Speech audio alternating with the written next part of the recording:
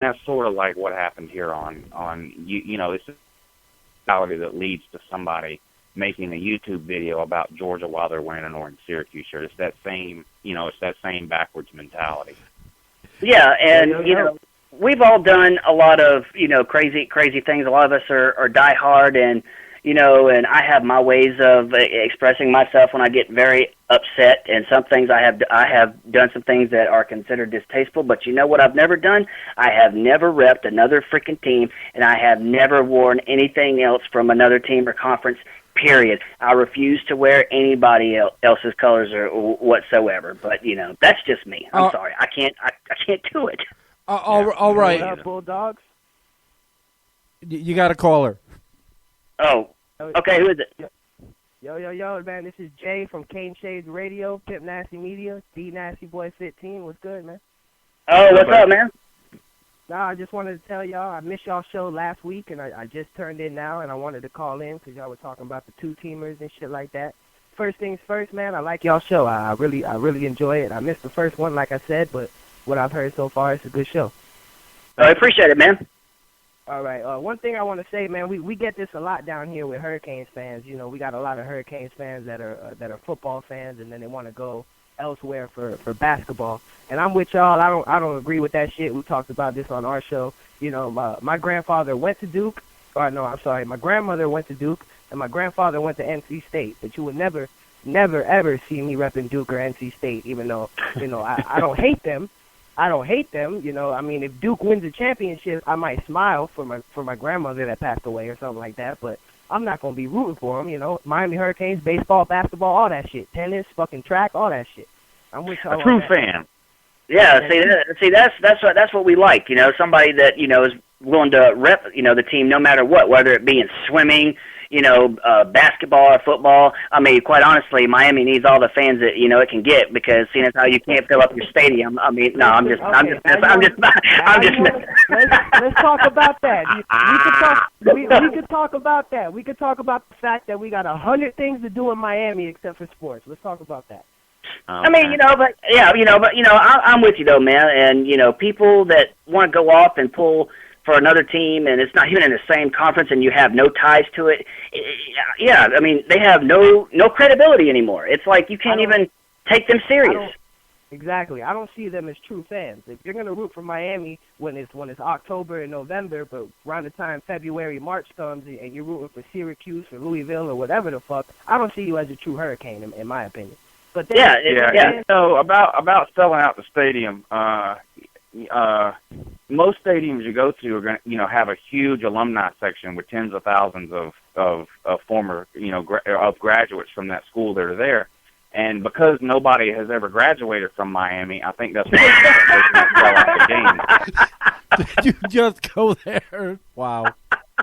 Okay, hey! It's all in good fun, man. It's all in good fun. That's right. It's all good. We all on YouTube. We all trash talk. I can take it. But what y'all need to understand is the fact that half the people that live in Miami are not from Miami. We got rich people from all across America. Like this is a different kind of town. It's a party town. It's very hot in this city. People would rather watch a football game in the bar than in 100-degree weather. Let me ask you this. Let me ask you this. Now, I know it's been, you've had a little time, and let's be real here. You had a lot of Miami Heat fans that came out of the woodwork when LeBron James came to town. How many people have jumped off that bandwagon, man? All right, well, I'm born and raised in Miami, so I can only talk from the standpoint of somebody that actually lives in Miami. I can't talk about anybody that's repping the Heat that does not live in Miami. And as far as somebody that lives in Miami, you will find way more Alonzo Mourning and Tim Hardaway jerseys than you ever will LeBron jerseys. That's really? Like, I mean, it is. Even when LeBron was there, you guys won back-to-back titles. I mean, you would still find more Hardaway and Mourning jerseys? Yes. I promise, if you walk the streets of Miami, you will see more Alonzo Mourning, more Tim Hardaway, P.J. Brown, Brian Grant. You'll see a lot of those jerseys. There's not a lot of, there's a lot of LeBron and Bosh jerseys, but I promise you'll see more Mourning and Hardaway jerseys. But one thing I do want to say, even me. One thing I do want to say, me and Unc were probably the only Heat fans in the world that were not fans of LeBron, even though he was on our team. We are very thankful that he came. We are very appreciative. He made us the greatest basketball team in the world for 4 years, and we love that. But I've never liked LeBron, and I'm happy he's gone, and I'm looking forward to seeing what the Heat could do. You know, I'm looking forward to watching a basketball season without the stress of we have to win a championship or it's a bust. You know what? I never thought I'd say this, but we actually got a Miami Hurricane with a brain. I just, I mean, I've never liked LeBron either, man. So I'm with you on that. So I've never liked him. I'm kind of glad he's left, but I can't talk shit about him because he did win championships with my team. I'm very appreciative of that. I'm very grateful that he came to Miami and he made Miami what he was. But one thing I wanted to ask y'all, man, because like I said, I just hopped on and started listening to y'all. What are y'all expectations for Georgia? Well, we've touched on it a little bit. I know Uncle Lou said he sees 9-10 wins. I'm right there with him. I see 9-10 wins, maybe more. I do think the two teams in the East to beat is South Carolina and Georgia. Will be one of those two teams that go to the SEC championship. I'm sure Uncle Lou's agreed. We hope it's Georgia. I'm not going to sit here and predict a national title or an SEC title. I got to see a couple games, and those first two games will tell the tale. Clemson, and then we go to Columbia to play South Carolina. But that's where I stand on it. I'm expecting at least 10 wins. Yeah, me too. I'm looking for guarantee. I'll guarantee a minimum of 9 wins this year and 2 or 3 toss-up games. South Carolina, Florida. I could almost guarantee. I'm looking at your schedule right now, and I mean, obviously, I'm biased with the ACC, so I'm saying y'all are going to beat Clemson. Fuck Clemson. But I'm looking. I'm looking right now, and I'm really only seeing South Carolina and Auburn that I really see that's going to give y'all trouble. Yeah, I agree, and I think the way the playoff is setting up this year, we don't necessarily have to go undefeated, but we do need to win the East and win the SEC. So if we go undefeated, that's great. But if we go 11-1 or 10-2 and still win the SEC, I'm happy with that too.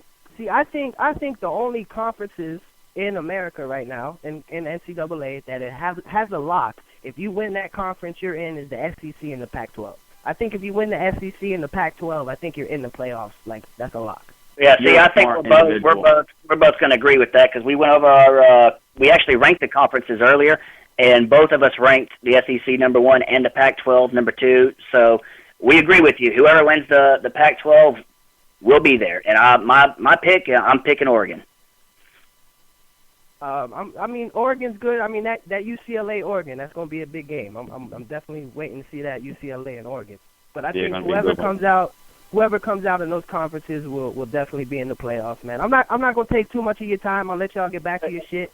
Hey, hold on. Hey, Uncle D. Nasty's on the phone. I just called in right now. I just wanted to touch up on something because y'all were talking about the Tim Hardaway and Alonzo Mourning jerseys and shit like that. See, we live in Homestead. And in Homestead, there's a lot of Mexicans that are on field workers out on the field. Well, anyways, there's a lot of Goodwills here, so there's a bunch of Tim Hardaway and Shaquille and like old jerseys that you go to Goodwill and get a Tim Hardaway jersey for like $10. So that's the reason why there's a lot of those jerseys are floating around there in Miami like that. Oh man! So wait. So you're basically saying that people are giving away their Tim Hardaway jerseys, man? Come on, man. Is that what you're saying? You gotta pay about $10 for them now in Goodwill. No, what and I'm there's saying some old is... Dan Marino jerseys you can find in there. That's pretty good. Dan Marino. hey, for real. You will see a 5'5" Mexican walking around wearing an old school Dan Marino jersey, and he doesn't even know what he's wearing. Yeah, exactly. Oh, and before I hop off on this, Magnum, what the Falcons gonna do this year, man? Well, honestly, I mean, we're not going 4-12 again. Let's be real. I see something around 10-6, maybe 9-7, realistically. I'll tell you one thing I will say. I like your defensive coordinator because he came from Miami. I wish he would have stayed here. But y'all motherfuckers made a mistake getting Soliai, I'll tell you that. Well, at the end of the day, man, I mean, the season hasn't even started yet. I'm one of the ones that I'm willing to give, at least that chance. I'm not going to sit here and dog somebody before they, even get out there. But after about half of the season, I'll be able to make my judgment. But as of right now, I see a 10-6, maybe 9-7 season, and I see us getting a wild card. Who out the South do you think is your biggest competition, the Saints or the Pats? Hands down, the Saints. You want to talk about somebody we just hate. We look at them, and if I had the force, I would make their head explode. No, you guys definitely have one of the most intense rivalry in the NFL, no doubt. Y'all Falcons fans and Saints fans, especially when it comes to the video makers on YouTube, y'all hate each other, man. Well, yeah, but I rep mostly the dogs. I make maybe 1 or 2 Falcons videos a year. I leave the Falcon videos to the guys that rep them every week. No, I remember you made a Falcons video to a video I made, and we beat your ass. That's right. Well, that's what I'm saying. Like I said, I made 1 or 2 videos for them that year. That's it. I don't do like week in and week out Falcons videos. I leave that to the guys that rep them every week. I'm on there to rep the dogs, and doing 2 to 3 videos a week during hate week with one team to me is enough, man. All right. All right, I'm gonna step in for 1 second. I have a part 2 of that question that I asked you before, Mr. Magnum. What happens if somebody comes from a different state and goes into a new state? Are you saying they can't rep where they originally came from? There's a lot of variables to that too. Well, now see, I actually know somebody that's like that. He's actually from Miami, but he was actually mostly raised in the state of Georgia. And Unc, you guys know him, Sports 5 in the ATL. Yeah. He's originally from Miami, but he was actually mostly raised in the state of Georgia, and he'll tell you straight up he hates anything Miami. He's all about the Atlanta. I'm glad you brought that up. Hold on, Jay. Do you think he might have gotten picked on? Yes, down here? he got bullied down here. That's why he fucking hates him. That's what happened. The motherfucker got bullied down here. Them fucking Haitians ran up in Publix and said, "Make me a sandwich, bitch." That's what. Wow. Oh man. That's what they was doing. They was throwing bottles of soy sauce on the floor, saying, "Clean up on aisle 6." Damn. But hey, we enjoy your show, man. Keep doing your thing, man. Yeah, man. Appreciate you guys calling in, man. Thanks, guys. Definitely. All right, good job. Well, I do say that was rather interesting. Yeah. Wow. And I'm sorry, man. Hey, man. I didn't mean to drill you. What's that, Ray? I didn't mean to drill you, man. I just had to bring that up. Oh, I know. You know what? I figured it was coming too, because I know we talked earlier in the week about that video, and you thought it was entertaining. So I kind of figured that question was coming during the show. All right, and since I picked on you, I'm going to pick on Lou for a minute. Oh, here we go. What made you? Well, I feel like an interviewer again. All right. What's the theory behind your rap? Your SEC rap? You were cutting in and out. I couldn't hear the question. What's the theory behind your SEC rap? What is it? Yeah. Why'd you make it? I had made a rap before. When I started my YouTube channel, I wasn't making college football videos. I was contacted by a couple of people. I film most of my videos on my porch at home, and in the background there's a huge Georgia flag and a couple other Georgia things sitting around. But I was just making, sort of like daily blog videos almost. And a couple of people contacted me about, this TTC group that was on YouTube, the Trash Talking Circle. And I looked into it and talked to a few of the guys that were doing it. And so now I make a few of the Trash Talk videos, too. I still do a lot of my regular videos and sprinkle in a few of the TTC videos. And I had done a rap before I ever started the TTC or knew about the TTC. And it was just a rap about, Uncle Lou and a few of the people that were watching my videos, and I mentioned a few people's names and things like that. And when I started doing the TTC videos, I thought it would be pretty funny if I came up with one maybe took a couple